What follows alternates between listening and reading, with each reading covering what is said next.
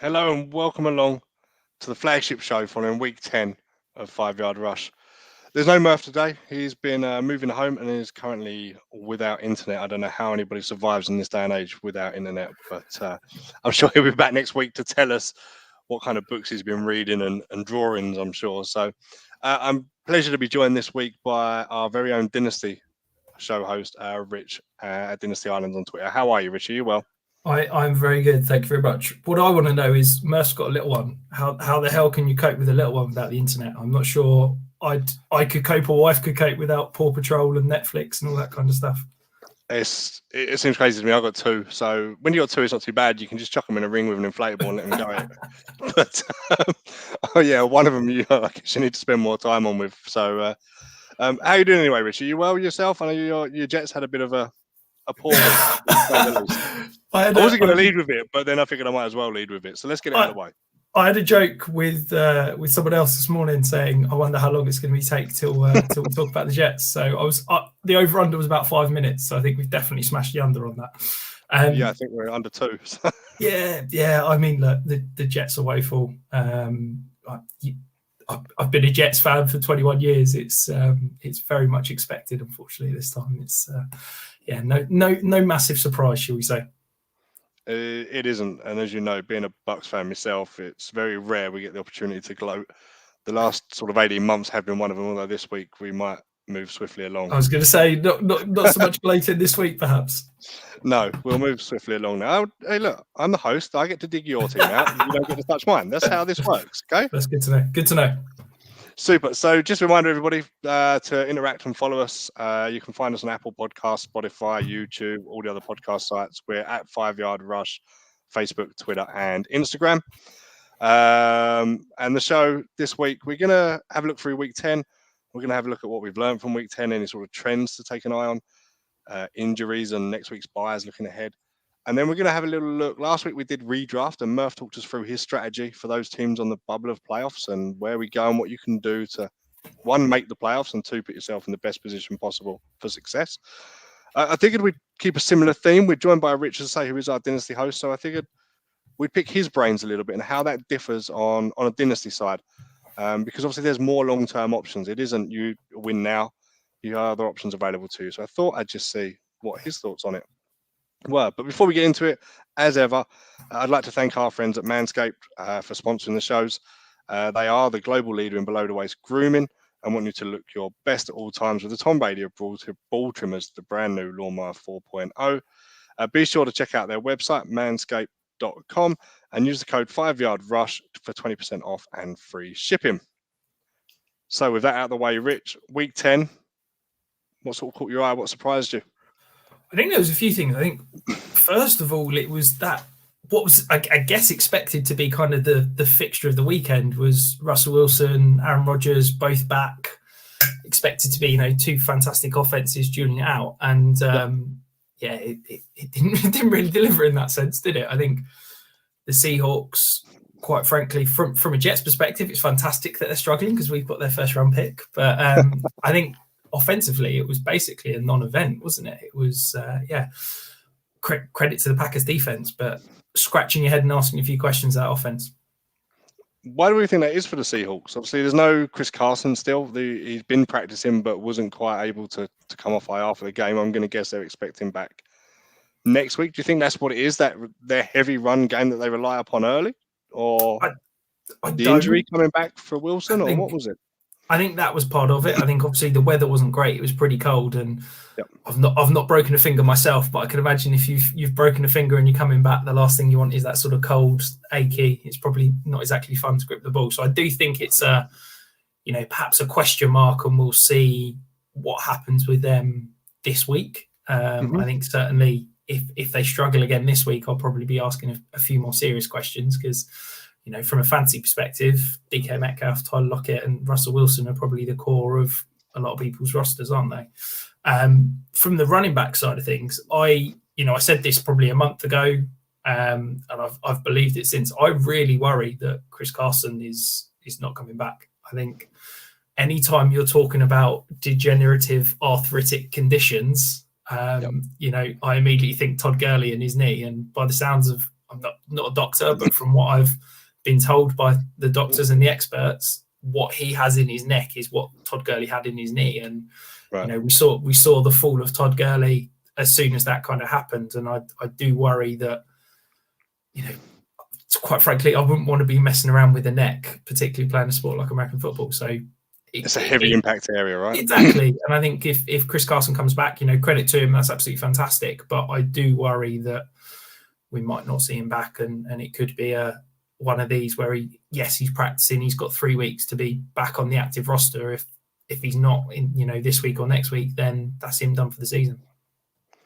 So is the Seahawks, was it a blip for them, do you reckon? Or fantasy-wise, are they going to bounce back from that? I'm hoping it's a blip. It's definitely put a pin in it and let's reassess next week. I'm very much hoping it's a blip, because I do think that, I believe in this offense. I believe in Russell Wilson. I think he's an absolute stud. And I also think that the Packers defense is underrated. I think Eric Stokes had a phenomenal game on Sunday. And I think that, if the Packers have now got 2 top tier corners in Jair Alexander and Eric Stokes fully healthy, that's a scary defense once you're getting into playoff times, because if you can lock down 2 guys on the outside and it gives you an extra body in the middle of the field to do with whatever you want. But I do think I'm hopeful that the Seahawks bounce back, and it was just a 1 week blip. Fair. And talking of bounce back, it seems Patrick Mahomes, and that was lovely, wasn't it? Did you like that segue? That was beautiful. We hadn't rehearsed this at all, but there we go. The Chiefs and Patrick Mahomes certainly seem to have done that this week. I'm very happy, because I've been saying, I think it's 6 weeks now since I went on the DFS pod, and I said I'm all in on the Chiefs. They're going to bounce back. They're too good not to. Patrick Mahomes is too good. You don't just turn into a pumpkin overnight. And hopefully this means the Chiefs are properly back. Kelsey's back, Hill's back, and Mahomes are back, and they're back to being those first round studs that we all drafted them to be in redraft leagues. Well, I think Kelsey's picked up tight end 1 in PPR without a touchdown this week so far, Monday Night Football pending, which is I think quite an achievement. His usage, I think, is what's unlocked Mahomes. And I think that, so I was listening to podcasts earlier, and it was talking about next gen stats. The next gen do a thing where it's called in rhythm throws.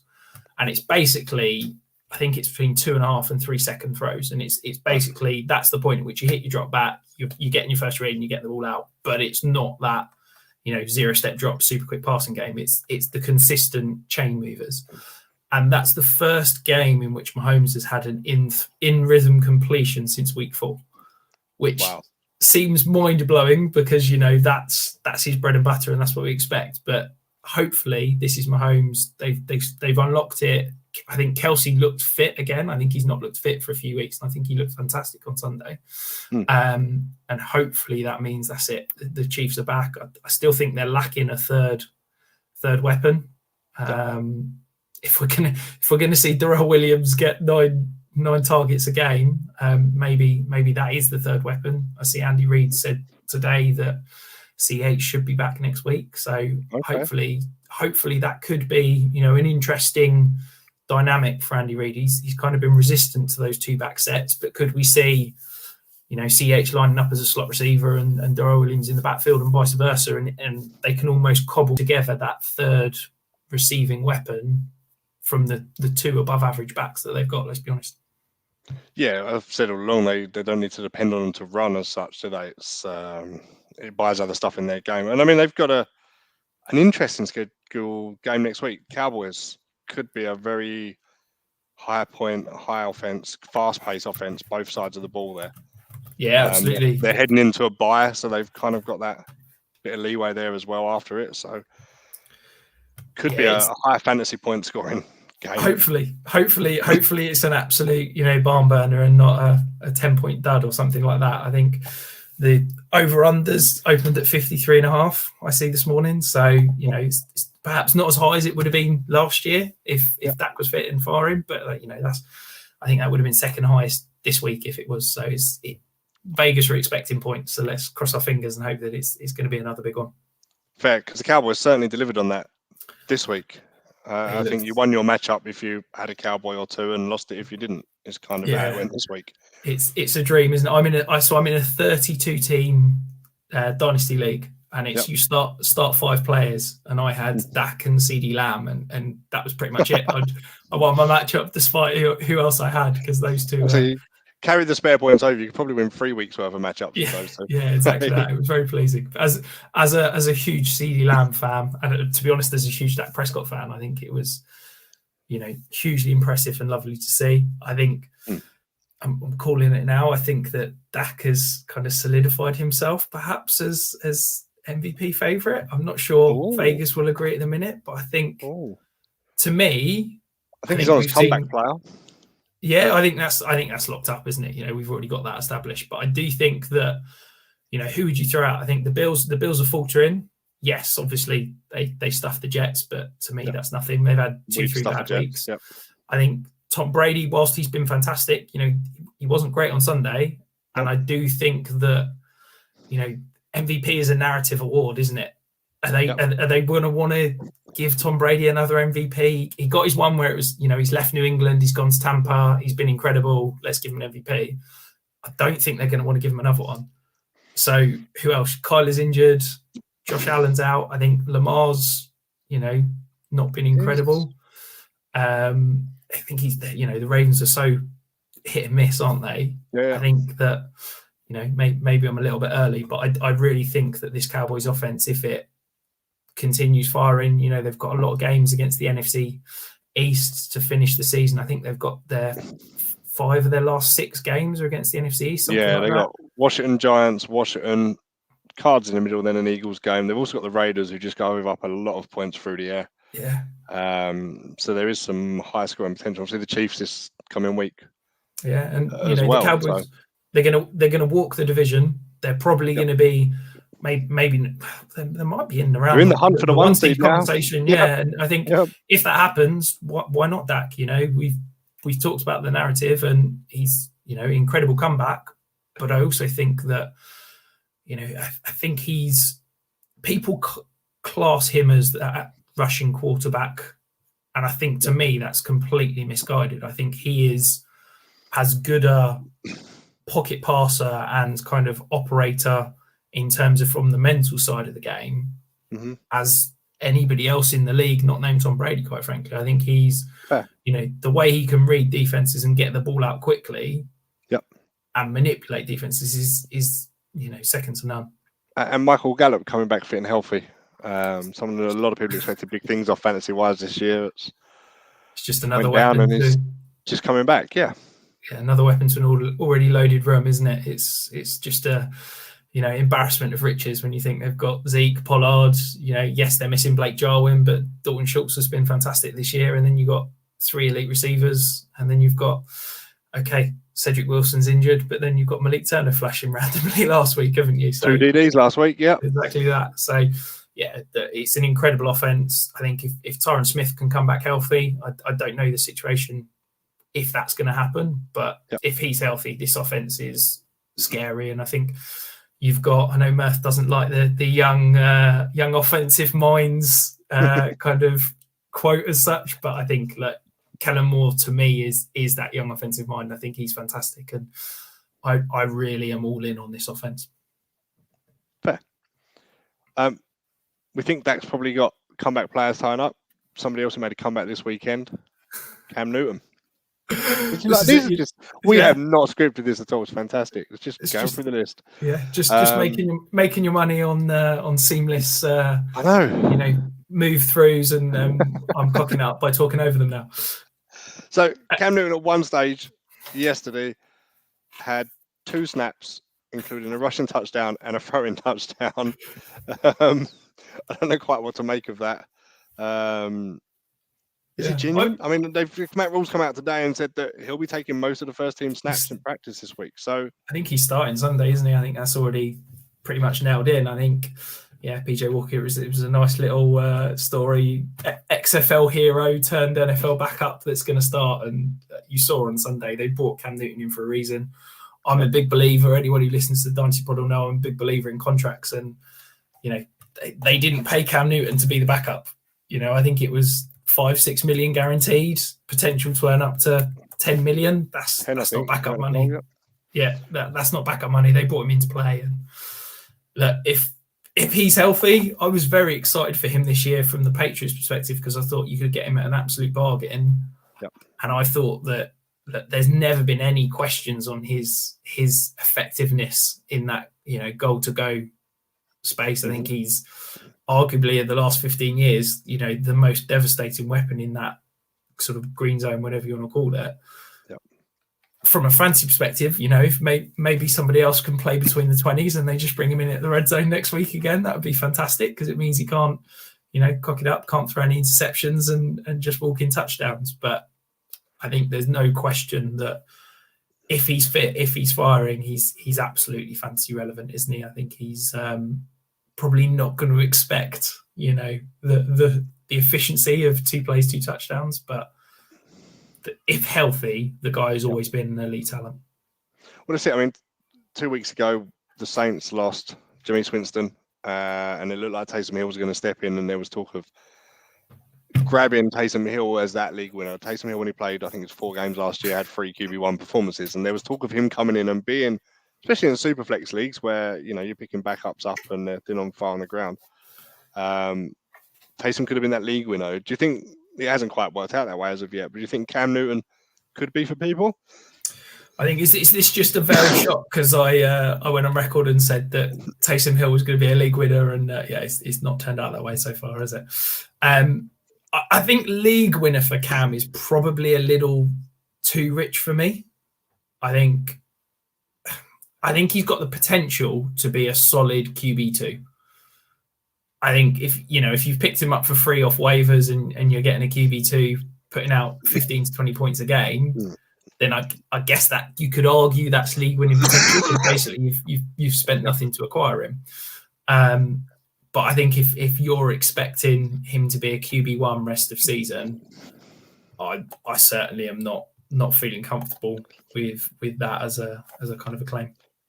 But a super flex, you've got Kyler Murray perhaps, who's touch and go, or you've got Matt Stafford or someone coming up on bye week still.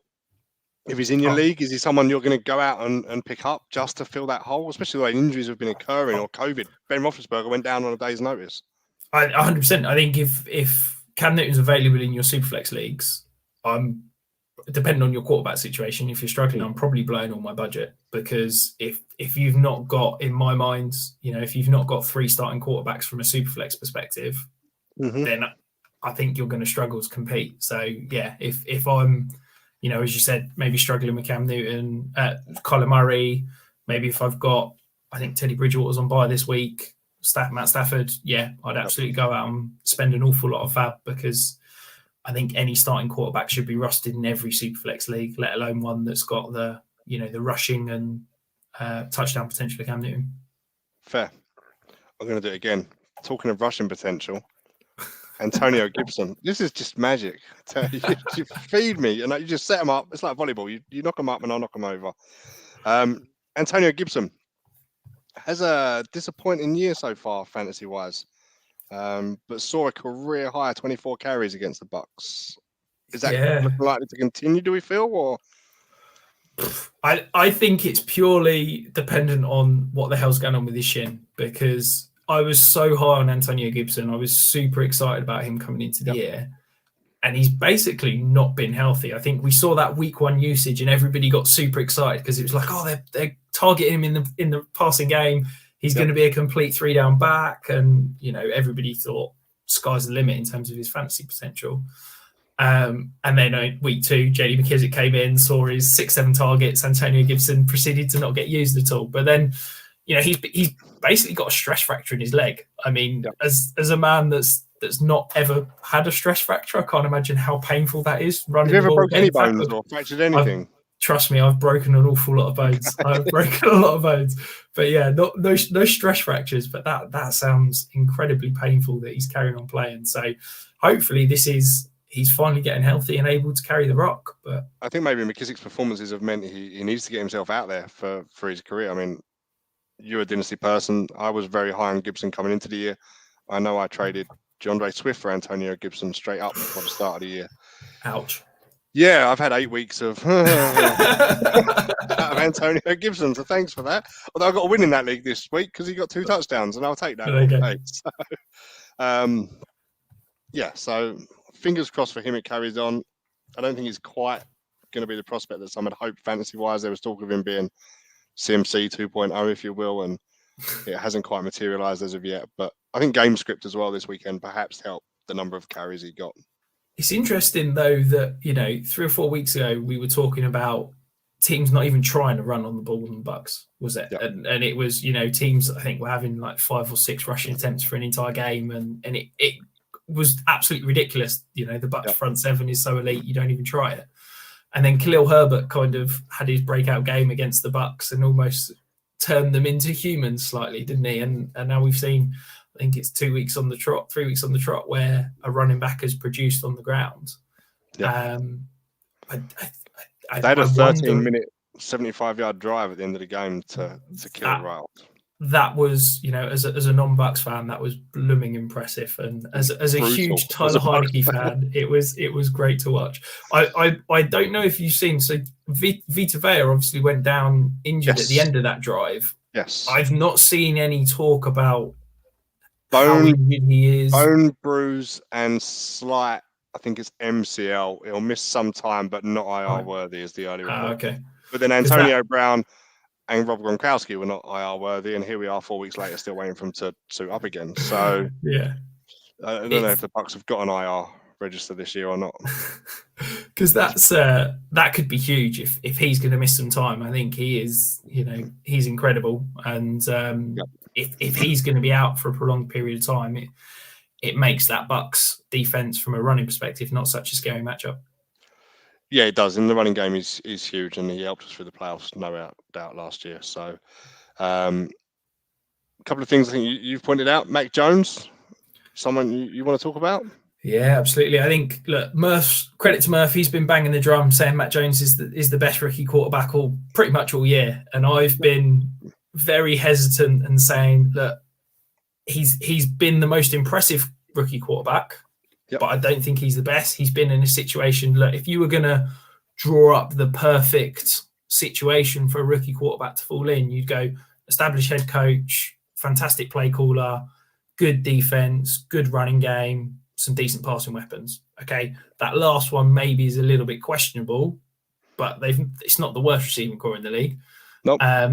But it's an incredible, ticks every box from a ideal landing spot perspective. Yep. I've kind of been hesitant to say that Mac Jones is the real deal because I think he's been kind of managed as such. We've seen it reasonably low ADOT. It's been about delivering that short game, getting the ball out quick. Over the last few weeks, we started to see a few more deep shots kind of develop the offense a little bit, but he's never really had to make kind of big time throws. He's never really had to be, put the game on his back and go out and win it kind of thing. Yep. It's been the Pats have won the games that you'd expect them to win and lost the games you'd expect them to lose, apart from maybe that Chargers game was the only game I'd say they kind of won when we had a question. And then, this week he was absolutely phenomenal. I can only, say how incredible he was. I think that the Browns basically said, we're going to play man coverage and pressure on third downs, and we don't think you're good enough to pick us apart, or your receivers are good enough to get open. And basically, the receivers didn't get open. Mac Jones threw him open. He was, his accuracy has never been a question. It's been a question about whether his lack of mobility, lack of athleticism, and non-elite arm strength was good enough to kind of operate at the NFL. And he absolutely, answered all of those questions plus more. That's the most impressive rookie quarterback display I've seen in 6 or 7 years. I think, to me, I was sort of thinking the Patriots, cute story, they'll make the playoffs, but they're not going to do anything. Whereas I think maybe I need to reassess my thoughts with the Pats, because I think their ceiling has just gone, 2 or 3 steps higher, because Mac Jones showed me something I didn't think he could ever do in the NFL, let alone 10 weeks into a rookie season. And all those flexing Jacobi Meyers for 9 weeks finally got their reward, right? It was hilarious. It shows you how much this stuff, we talk about players being professional and it not affecting them and stuff like that. But you could see that was really affecting them. Like, there is no way he should have been on the field. They had Brian Hoyer in at quarterback. Yep. Like, there's no way he should have been even on the field. And there's them trying to force him the ball. It will now be a Patriots starting quarterback hasn't thrown a touchdown to Jacobi for however long. We'll just adjust the stats slightly. But they're up however many they were. Was it 30 points at the time? And they're forcing him the ball just to try and get him the touchdown. And then you see the reaction of the entire team, wasn't it? I mean, there was 30, 40 guys mobbing him in the end zone. The streak was laughable, but the reaction was even better. That's it. And here we go again. Segue now. Wide receivers. You've done a bit of looking at some trends on wide receivers. Yeah, absolutely. So a few kind of interesting nuggets that I thought that was keen to kind of address and highlight. So going back to the talk earlier about the Seahawks passing offense. So Tyler Lockett saw 8 targets. He only caught 2 of them for 23 yards, but his air yards, so that's if you took every target from the point at which he gets the reception and count those as air yards, it was 183 air yards. DK Metcalf caught 3 of his 8 targets for 26 yards, but had 112 air yards. So I think that, basically the peripherals are there, the targets are there, the air yards are there. Something just wasn't quite right between Russell Wilson and the receivers, and whether that's, as we said, the great Packers D, whether that's perhaps just a bit of rustiness from Russ. Yeah. I think it's if you're a Lockett or a DK Metcalf owner, don't panic yet. I think if the same issue comes again next week, then by all means panic. But I think it's a 1 week thing. And then the other one, so Stefon Diggs, obviously, he had an incredible year last year, won a lot of people titles, didn't really perform incredibly to start the year. A lot of questions. I think Sunday to me proved that he's 100% back now. I think he's back in that kind of top 5 wide receiver title. I think he's, to me, the best route runner in the league. I think I could watch him run routes all day. He's absolutely incredible. Just get separation at will in man coverage. Yep. So he saw a 46.4% target share, which is obscene. Yeah. I think the fact Cole Beasley's now questionable, he's got a rib injury, potentially not going to play. That's only going to play in Stefon Diggs even more. In talking of air yards, he led the league this week in 208 air yards. He was wide receiver 2 on the week from a fantasy perspective. I think for me, Stefon Diggs is back in that league winner potential. I think he's as I said, top 5 wide receiver going forward. So you think Stefon Diggs is more an issue of cream will rise to the top? You've just got to give it time to get there, I guess. Yeah, there was never any doubt on his talent. There was never any doubt on that offense, being able to deliver. It was just about was Josh Allen slightly regressing? Were there, they're bringing in Emmanuel Sanders, who obviously had all those touchdown receptions earlier in the year, and was that taken away from Stefon Diggs? But I think, look, Stefon Diggs is the one in this offense. I think Stefon Diggs is going to lead this team in targets for the rest of the season. Obviously, Cole Beasley's leading the team in receptions at the moment. I think that will shift, and I think this is going to be a offense that runs through Stefon Diggs again for the next kind of 6-7 weeks. There's also an element of the last year's performances from Stefon Diggs that team are a bit more wary of him, and safeties are sitting deeper and covering, and he's getting double coverage a lot. So you have to factor that in somewhere down the line, don't you, on it? So yeah, and I think that you've also seen with this, people have talked about it so much over the last 10 weeks. We've seen a massive shift in defensive schemes this year. Brandon Staley had, a unique defense last year in that he was running that huge amount of cover 2 shell. He had Jalen Ramsey and he had Aaron Donald, who were basically, Aaron Donald could 2 gap, but also get penetration. And Jalen Ramsey was able to basically take away whichever wide receiver you wanted. So they were able to play too high. And then coming into this year, everybody's gone, oh yeah, we want teams to run the ball. We don't want them to pass deep. So if we play too high, nobody passes deep on us. And I think you've seen, that's potentially some of the issues with Patrick Mahomes, where teams are sitting too high and basically saying, right, complete 10 passes on this drive if you want to score a touchdown, and nobody's willing to do it. And I think that that's affected Stefon Diggs, because where Stefon Diggs is incredible is that, as I said, he's the best route runner in the league, and he can destroy man coverage. Well, if teams are playing him more too high, it's more, it's harder to beat man coverage, because you've then got safety set over the top. Yes, you can run pure zone coverage, and then he's about trying to find those weak spots. But if teams are running a lot of cover 2 man, you're just making his life much harder. And I think that what we need to see is if the likes of the Bills can start establishing a run game and forcing teams to come out of that cover 2 shell and play more man, which, for their sins, the Jets did try yesterday, bless them. And you have to be good enough to execute as well, right? Exactly. That's the problem. When you've got a bunch of fifth, sixth, and seventh rounds, draft picks and playing corner, and it's never going to be well. I don't think any of them could get close to Stefon Diggs. Look, I think that it'll be interesting to watch, but I really believe in the talent. I think that he, for me, is back in that league winner category. Fine. And the last one I think you picked up is over at the Broncos. Courtland Sutton is somebody I'm a big fan of. I thought coming out of his injury, I expected a big year, especially with the relationship he had with Drew Lock prior to injury. Although Lock's not doing the job now, but you've been looking at Jerry Jeudy instead. Yeah, so I love Courtland Sutton. This is really hard for me to say, because I love my route runners. Anyone who knows me, I love guys that can create separation. It's the reason I love Stefon Diggs, the reason I love Calvin Ridley, and it's the reason why I love Jerry Jeudy, because I think he's a fantastic separator. But I always thought that this offense was going to be Courtland Sutton's. I thought he was going to be the target leader. I thought he was going to be, the better fantasy producer than Jerry Jeudy. And the way this kind of offense was set up from a contract standpoint is, I thought it was going to be Sutton was going to get, decent contracts at the end of the year. Jerry Jeudy was going to play out his rookie year. He was going to get a contract, and they were going to be the 1-2 punch for this offense moving forward. Yep. Well, I've now got real concerns that Courtland Sutton's a free agent at the end of the year. Tim Patrick is the free agent at the end of the year.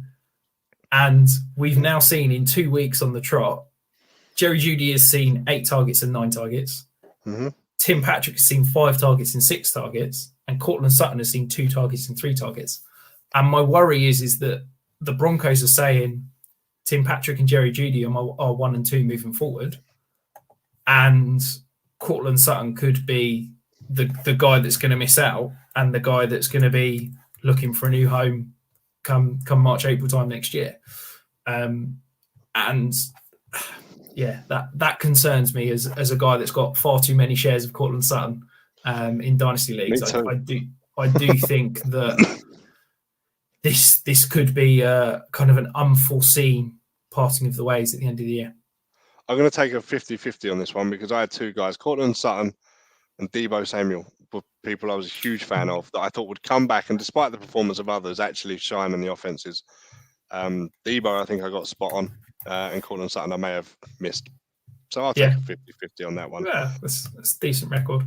But if Sutton walks, Allen Robinson, Chris Godwin, Courtland Sutton, there could be some talent in free agency in the summer.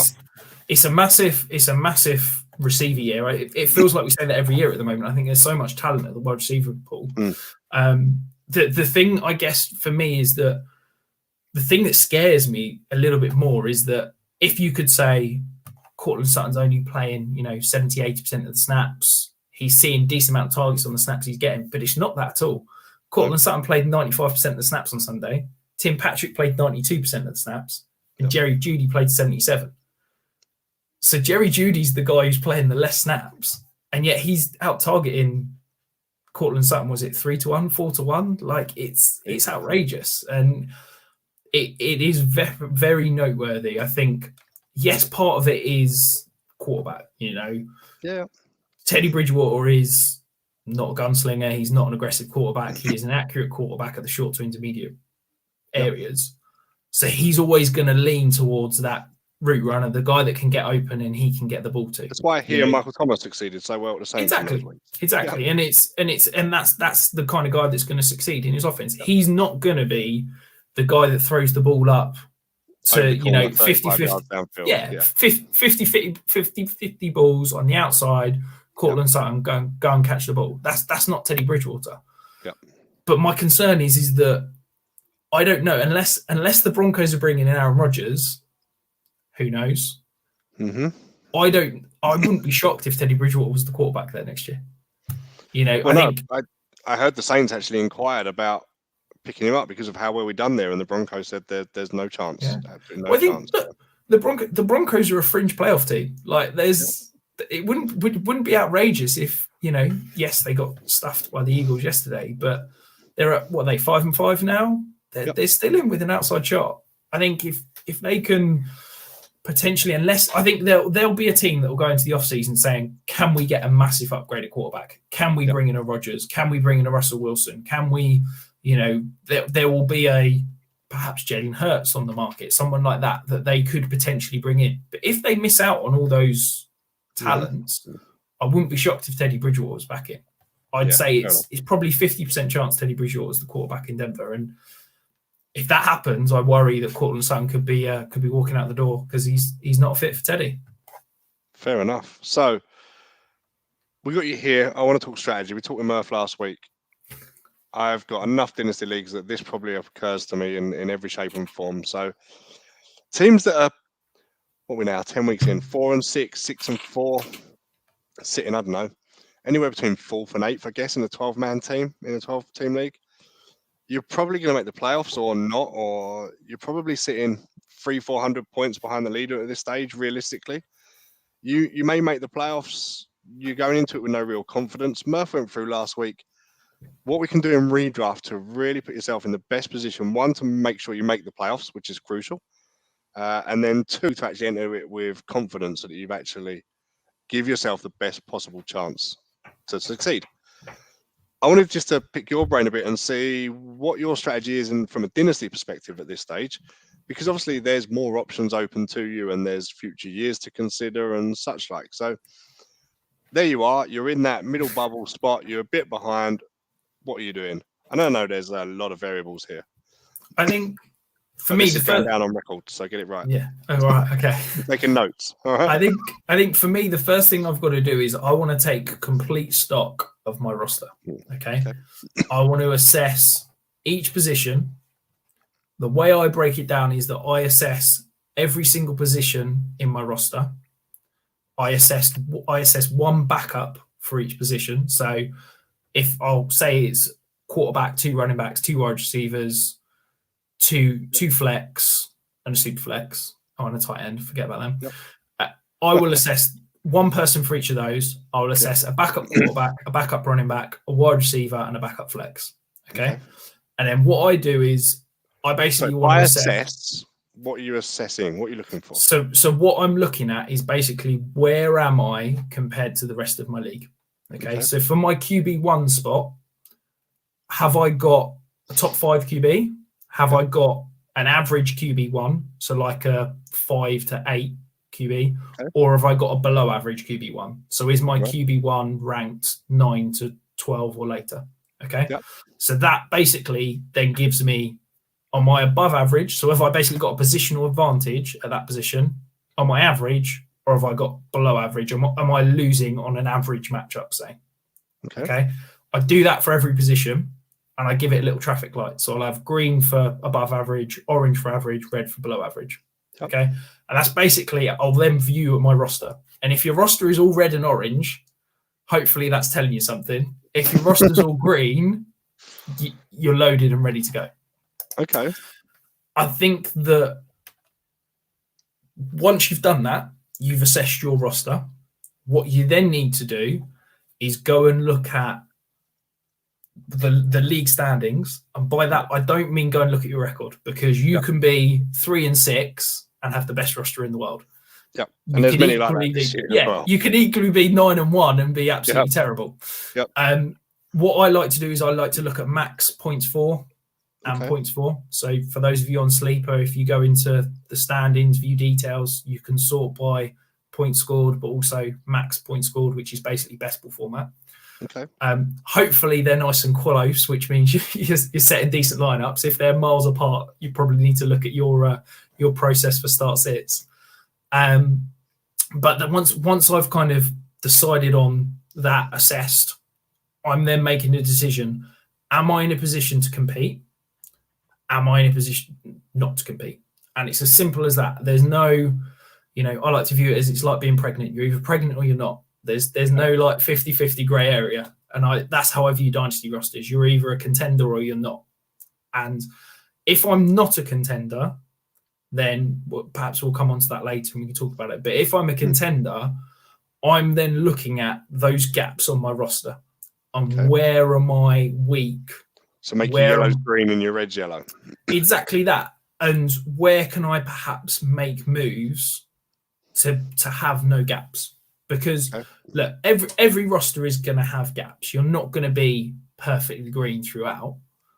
But if you can cover any potential gaps, have a more balanced roster, then I think it puts you in a better position for the playoffs. And the reason I talk about only wanting one backup for each spot is I think people get confused.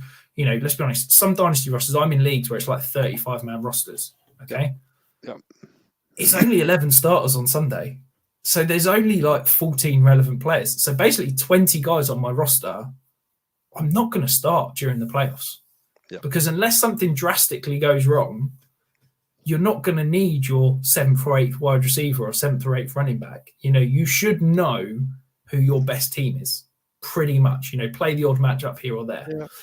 And I think you, in Dynasty, can sometimes use those depth pieces that you're not looking to help bolster that kind of starting team, starting 11, whatever you want to call it. And I think that's where you're hopefully improving those little gaps to make those steps up. Okay, so one of the things Murph said last week was he'd look at your fantasy schedule first of all, and he said trade away players that have still got a bye to come for players that have had a bye. So you're basically taking a man away from an opponent that week and bolstering your max points in that respect. Is that something in Dynasty you'd consider in Dynasty? Because obviously there's a longer term game here. I think if it's two guys that you basically value exactly the same, then why not go for it? If it's, in a realistic scenario, you're probably not going to do that, because why would you take a player of less value for the next 3-5 years just for that slight gain? I think in Dynasty, we need to be looking longer term than just this playoffs. I think it's a fantastic strategy and I love it and I use it from Murphy told me it last year and I absolutely use it in redraft leagues. But from a Dynasty perspective, I think if you're taking a hit long term for that small win, I think it's probably. But is that not what it's about? But I think absolutely. But I think that there's multiple ways to get there, and I think that if you're mortgaging the future unnecessarily for a small gain, I think you're destined to put yourself in a worse position longer term. And yes, it might help you gain that small advantage for this week, but in 6 months' time, your roster value is going to be less. Your team's going to be in a worse position, and you're going to think, why did I do that for that small game? But you'll have a trophy sat on your mantelpiece, mate.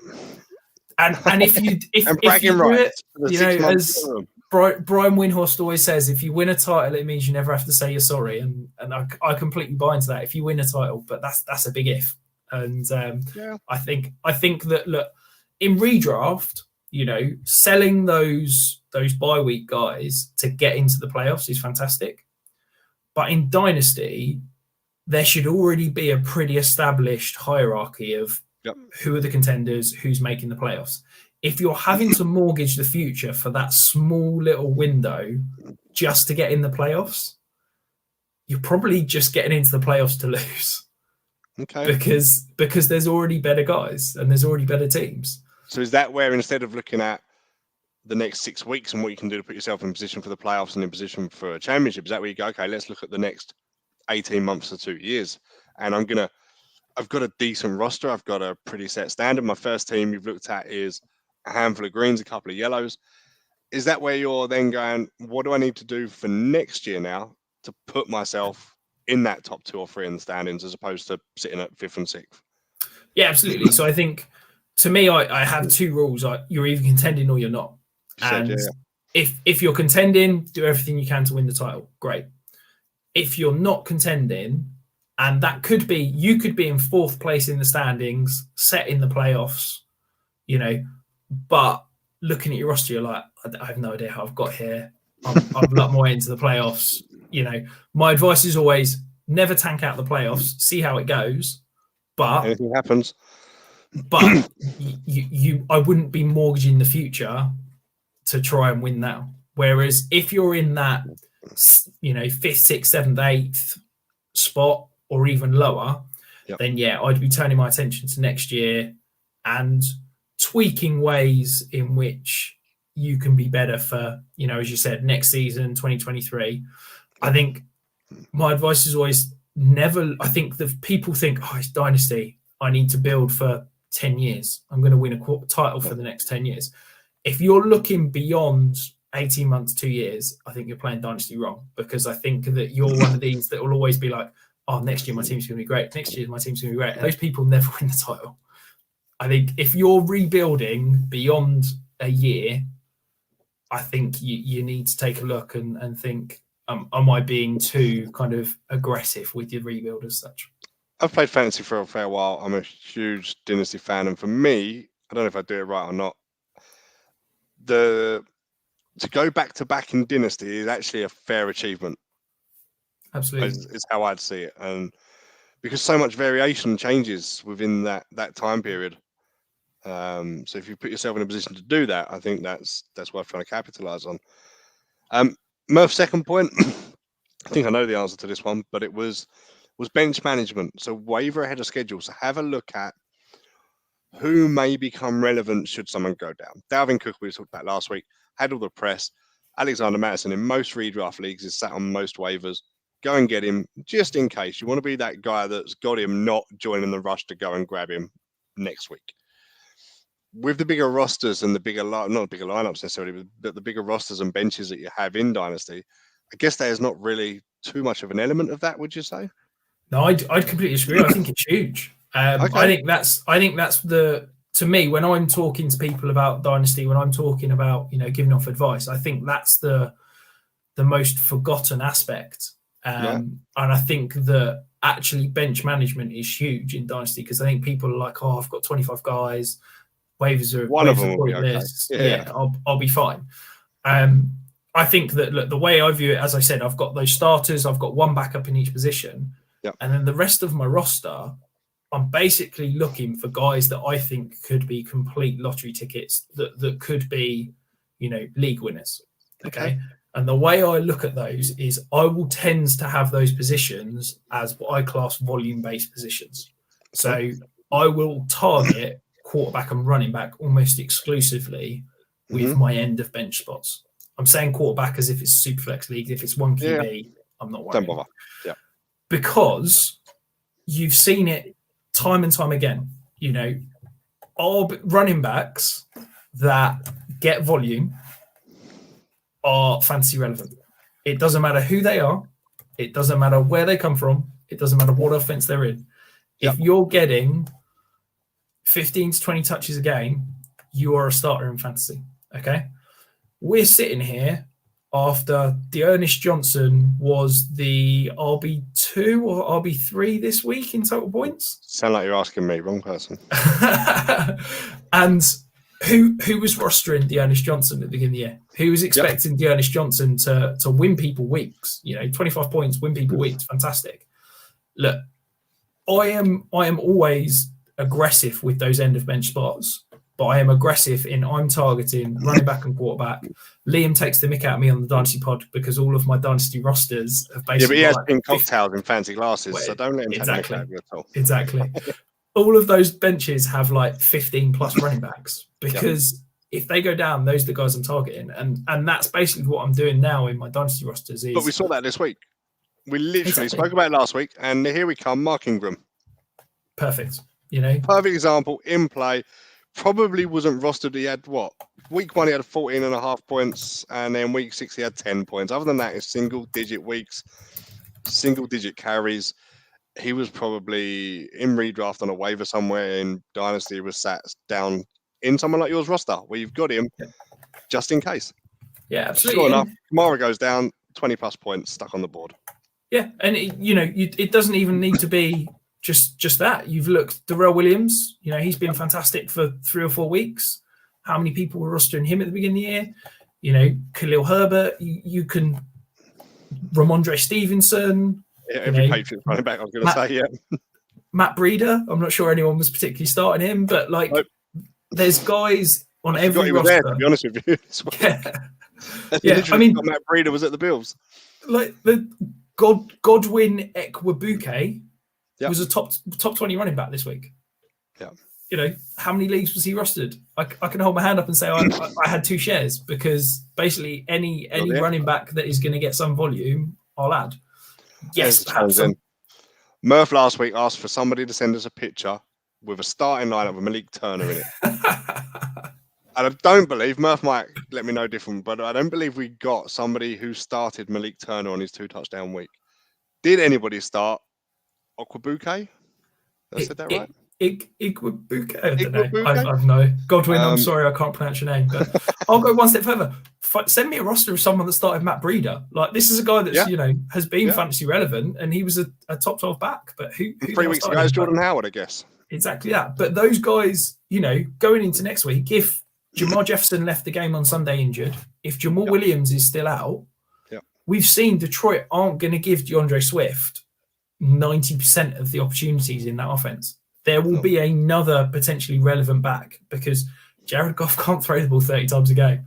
So, and they'll want to protect Swift. Let's face it, he's a future asset for them. So maybe if both of those guys are out injured, maybe Godwin could be flex worthy in I'm talking deep leagues here. I'm talking 12 plus starters, but that's what I'm saying. That guy could potentially be startable.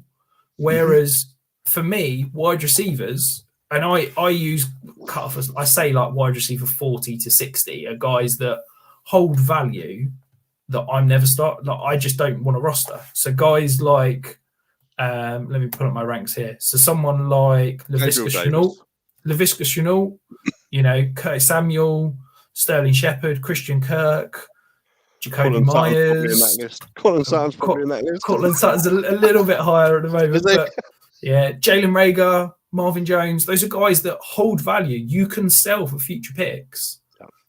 But are you ever going to start them?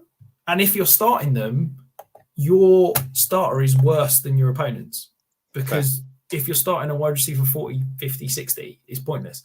So rather than hold a load of wide receivers that you're not going to start, trade them away, shift them away for whatever you can get, whether it be future picks or those running backs. And if you can then get those future picks, you can then use those to go and upgrade slightly your starting lineup, which is what it's all about, isn't it? We want the best starting lineup. So if you can, maybe you go and tie Laviska Shenault and,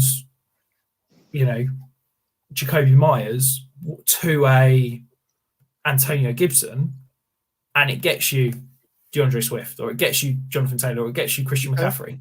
Yeah. And that way you've not really lost anything, because whilst Laviska Shenault has great name value, and people will probably go, I'll give a second for Laviska Shenault. And he'll win you one game a year, but you've got to make sure he's in your lineup that one game. Exactly. He'll have a couple of breakout weeks, but it will be when he's on your bench. Yeah. Because wide receivers, you can never know who's starting when. And that's why I will always lean towards loading up that bench on those volume-based positions, because that's where the kind of the fantasy juice comes from as such.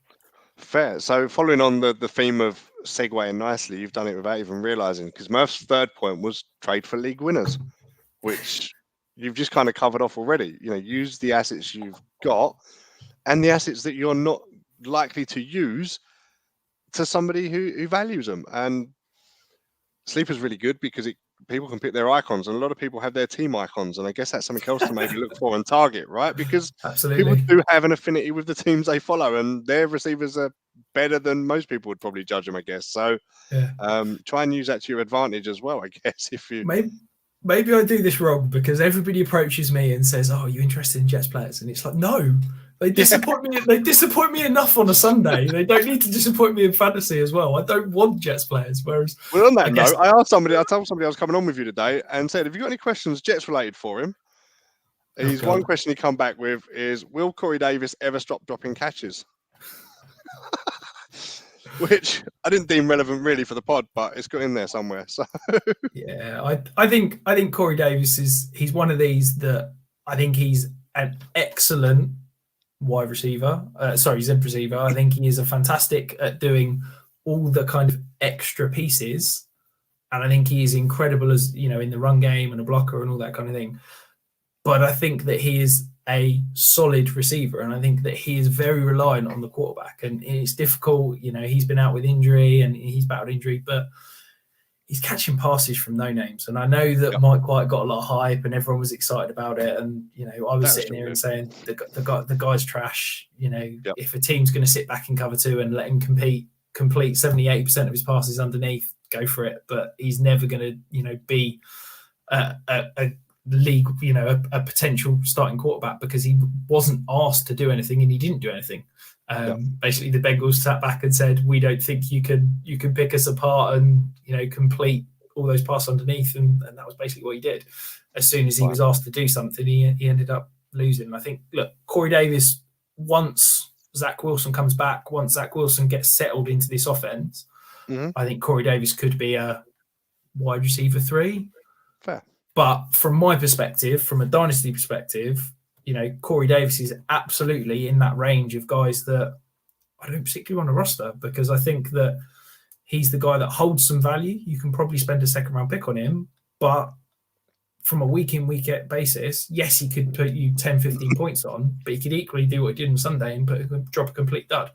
So those are the guys I'm looking to shift off my roster and hopefully improve elsewhere. Fair. Murph's final bit of advice last week, and I don't know if you did listen, you said you did, but was effectively, and he didn't quite say it in as many words, so I'm going to paraphrase it: sell every packer you've got, especially Aaron Jones. Was well, perhaps kind of what he got at, I think. Perhaps he's looking like a genius now, because it certainly seems that way. Got to get injured. Anybody who listened to that advice last week and went, "I've got a point, I think I need to shift Aaron Jones out," has suddenly just gone, "Thank you very much." Yeah, and I think, look, I really want to go away and have a conversation with Murph once he's finished his half move, because I really disagree. I think the Packers have got it's not an incredible playoff schedule, but I don't think they've got a terrible playoff schedule. I think that Aaron Jones is an elite running back. He's a guy that we've seen be incredibly efficient on his small touches, and Murph made the point of saying he's getting red zone uses and he's not converting.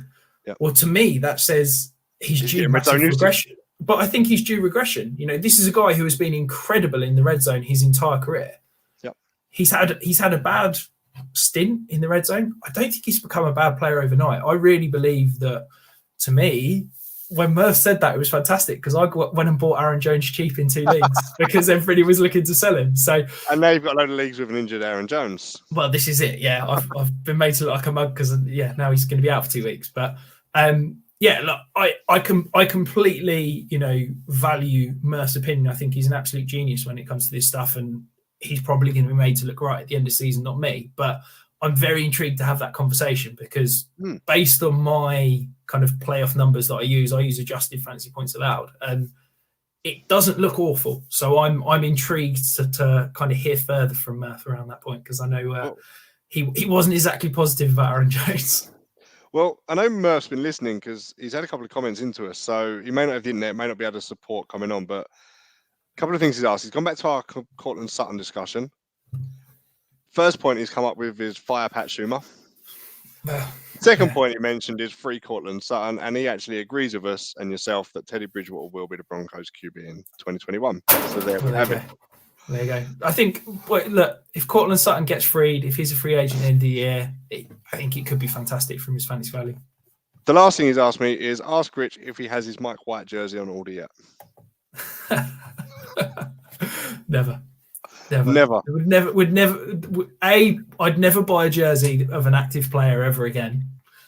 Okay. But it's a thing because I just like I'm going to sound really old and negative, and perhaps it's the fact I'm a Jets fan and all of our draft picks, turn to crap. But I just don't get it because you spend all this money, you put all this hope in a player, and then normally you get like 2 years of use out of the jersey, and then you're embarrassed. I've got a couple of jerseys, but I've also got a Mark Sanchez jersey sat upstairs that I'm probably never going to wear again. I've got Jameis Winston sat up there that I certainly will not wear again. Exactly. So maybe if I was buying jerseys, it would be, I'd go out and buy a throwback jersey. But I just stick to the t-shirts now. My last purchase was a Mike Evans, and I have to be honest, I think Mike Evans is a buck for life. So well, there you go. See, if it's guys like that, brilliant. Okay. Yeah. But unfortunately, the Jets don't have guys like that who are Jets for life. Because they're not very good, let's face it. Exactly. Marcus May's the longest standing Jet, and I'm 100% convinced he's on a new team next year because he's just torn his Achilles and we're not going to pay him. So someone else will, I'm sure. Fine. So quick summary to your playoff prediction. Decide whether you're actually contending or not. There's two answers there. The answer is either yes or no. If you are, assess your team and a backup in each position. Trade away those non-starters value pieces and try and package and upgrade on the areas you feel you can. If you're not competing, then obviously look at where you need to strengthen to improve for next year. And buy Aaron Jones when he's back from injury is the bottom line, because his schedule isn't that bad according to Rich. So we'll wait and see what Murph has to say on that one next week. This could go on and on and on. We're just going to go back and forth each week. Yeah. Rich, anything else you want to cover off while we're here, sir? No, not at all. No, if you're not following me, you can follow me. I'm at Dynasty Island. I recommend you do. If you aren't following Rich, please do. I do the Dynasty podcast with Liam on a Tuesday night. We live stream at 8:00. That's pretty much it. I do a Dynasty Waiver Wire article, which will be dropping about lunchtime tomorrow, and I do a Dynasty Buys and Sells on a Friday, and that's pretty much me. Super. So on other stuff, we do have Murph's Waiver Wire show coming up shortly. Again, he's not doing it, so you'll be blessed with my presence to do that for you guys. Dynasty show Tuesday, 8:00, as you said. Wednesday, we've got the college and IDP guys. And Thursday is our DFS show, all going out live. And Friday, we put out the matchups pod. Also this week, I'm not sure which one it is, but I believe one of them is going to be the 500th episode going out. So that's a fair achievement, all associated with 5 Yard Rush. And I've been here for a handful. So well done to everybody that's been involved with it. Also, the fan team competition that's running has been a free roll. I don't believe it will be this week, but it will be exclusive for 5 Yard listeners. So what I will say is make sure you tune into the DFS show on Thursday. Shout out to Mark Duffy who won the free roll last week. He did. Yeah, very, very well done. He did. I was in the top 30 at one stage, ended 107th. I was in the top 10 at one stage. I think I didn't finish in the top 300. So yeah, it went downhill very quick. Fair. Then, Rich, if there's nothing else to add, I will bid you adieu. Thank you for joining me. And, thank you for having me. I look forward to next time we talk. All right. Awesome. And in words of Murph, keep rushing.